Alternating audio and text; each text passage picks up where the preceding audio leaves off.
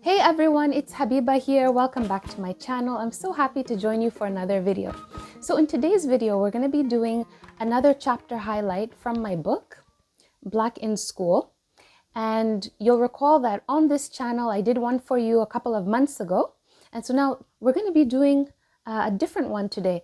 And the chapter we're going to be doing is called The Worst Countries to Live in are Uganda, Sudan, and Congo. So this is an entry in the book. And so in this chapter, I tell you about something I heard a student say the morning after an event that was held at the school. So I was very shocked and I was just utterly flabbergasted by what I heard him say.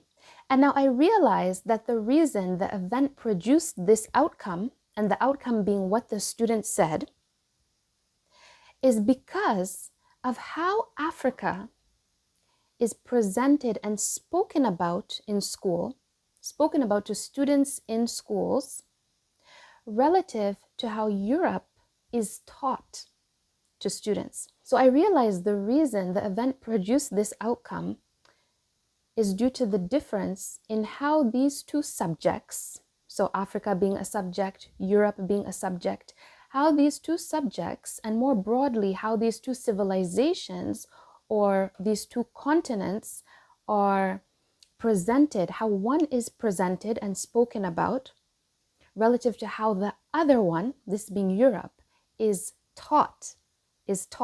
And I'm choosing my words very carefully when I say that one is spoken about, one is presented, whereas the other, Europe, is taught to students. For the longest while, the mainstream pedagogical thinking in the Western world has deemed that there is nothing to be learned from Africa. There's nothing to receive from it in terms of knowledge production, that Africa doesn't have any learning, any knowledge to contribute to the world. And this is why now, on TV or in education, the African continent and the experiences of its people have been so objectified. They've been presented in such an objectifying manner, in a degrading manner, and in such a singular fashion at the same time. To understand this concretely, we can think of how Europe and European civilization is taught and is presented in school relative to how Africa, the African continent, and the peoples of Africa around the world are presented and spoken about in schools. In mainstream education, when we think of Europe, we think of history, we think of civilization, the Roman Empire, the Greek Empire, and so forth.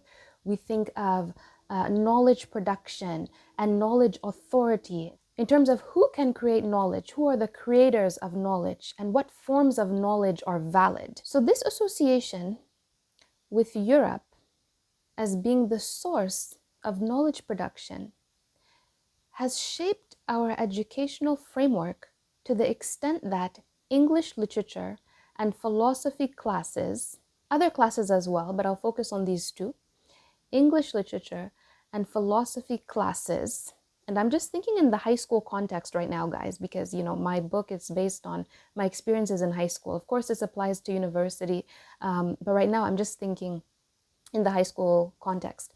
So these two classes are based on European epistemology and creative culture. Many of you would remember in high school studying Romeo and Juliet, Homer's Odyssey with the character of Cyclops, Sophocles' Antigone. So we read all of these epics and tragedies that really underpin Western civilization. And I'm not saying to get rid of them, because I really love these stories, by the way.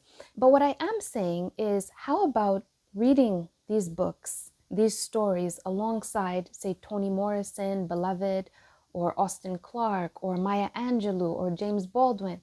Africa has been so denigrated for the past 400 years, much of this coinciding with and due to the beginning of the enslavement of African peoples, so the transatlantic slave trade, and then followed by what is known as the Age of Enlightenment in Europe, which was the beginning of European epistemological dominance.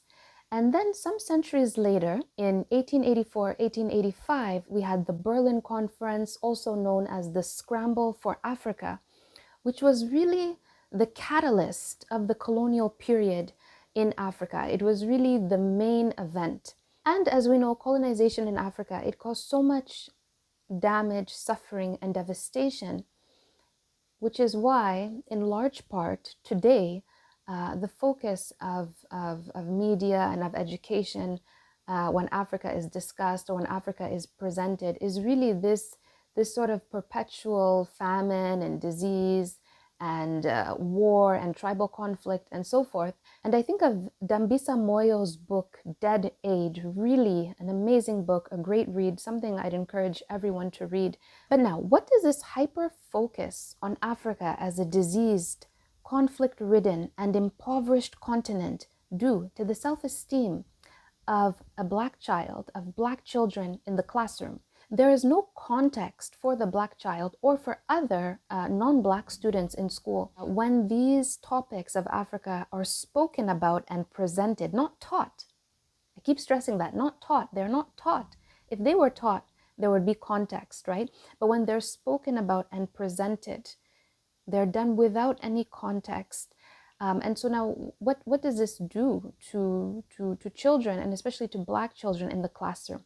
And this is where now teachers, so those of you who are teachers listening to me, I want to say to you, you have to push the boundaries and encourage intellectual curiosity and intercultural understanding on a deep level. So not on a surface level, but on a deep level, which will ultimately lead to real learning and an authentic understanding of the world. So bringing it back to my book and to the chapter in my book, The Worst Countries to Live In, or Uganda, Sudan, and Congo, I tell you about how I felt in my body. And that's very important because, Black students are subjected to so many traumas, to so many social traumas every day when they step out into the world, when they step into school, right? And so now, what does this do to the body, to our bodies? And that's really what I focus on, what I describe in my book.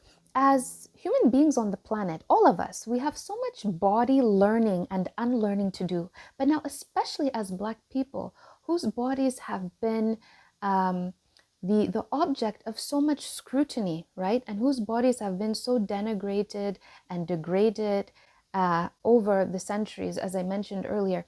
There's so much body learning and unlearning to do. And so we should always be mindful of the impact certain experiences, certain traumas have on our bodies. And we should always bear in mind that the mind and body, they're connected, that the mind and body are one. Okay guys, so thanks for joining me today for this video. Make sure to get your copy of my book and to like this video and subscribe to my channel. I wish you all a wonderful day, and I hope everyone is living in consciousness and is, working towards being the best version of themselves today and every day. Thank you. Bye. Here we go. But now, what does this hyper focus on the